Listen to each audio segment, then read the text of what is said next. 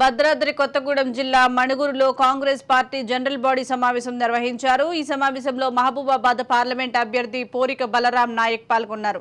తెలంగాణ రాష్ట్రంలో అధికారంలోకి వచ్చిన కాంగ్రెస్ పార్టీ అదే ఊపుతో కేంద్రంలోనూ అధికారంలోకి వస్తుందన్నారు। ప్రజలను మభ్యపెట్టి మాయ చేసి 10 సంవత్సరాలు అధికారంలో ఉన్న టీఆర్ఎస్ పార్టీ అనేక కుంభకోణాలు, భూదందాలు, లిక్కర్ మాఫియా వంటి వాటితో తెలంగాణ రాష్ట్రాన్ని లూటీ చేసిందన్నారు।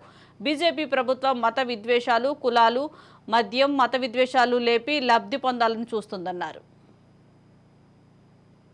విద్యార్థులకు ఉద్యోగాలు వచ్చేటి అన్ని వచ్చేటి ఏపీపీఎస్ లో నోటిఫికేషన్ చేస్తూ పేపర్ లీక్ అవుట్ చేసుడు, 4th గ్రూప్ గాని, గ్రూప్ 2B గాని, గ్రూప్ 1 గాని ఇవన్నీ ఎన్నెన్నో రకరకాలుగా నష్టాలు చేశారు।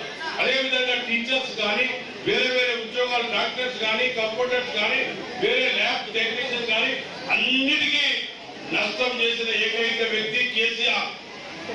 మీరు ఒప్పుకోకపోయినా ఒప్పుకున్నా కూడా ఇది వాస్తవం। ఈ రాష్ట్రానికి బూడిద పాలు చేసి కూర్చున్నాడు, అప్పుల పాలు చేసి। దానికి రాష్ట్రానికి కాంగ్రెస్ పార్టీ వచ్చిన తర్వాత 6 డిక్లరేషన్ చేసి, ఆ 6 డిక్లరేషన్ సోనియా గాంధీ గారు అందరూ పిలిపించి, పిసిసి వాళ్ళని పిలిపించి చేశారు। అది తప్పకుండా 6 డిక్లరేషన్ సక్సెస్ అవుతుంది। ప్రతి ఒక్కరికి ఇంద్రమ్మ ఇళ్ళు వస్తాయి।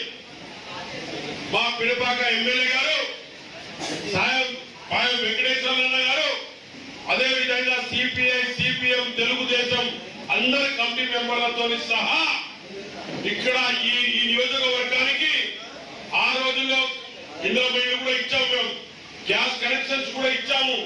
అదే విధంగా ఇంద్రమైళ్ళు ప్రతి ఒక్కరికి జాగా ఉన్నోళ్ళకి 5 లక్షల రూపాయలు, జాగా లేని వాళ్ళకు మేము 6 లక్షల రూపాయలు ఇచ్చి పూర్తి స్థాయిలో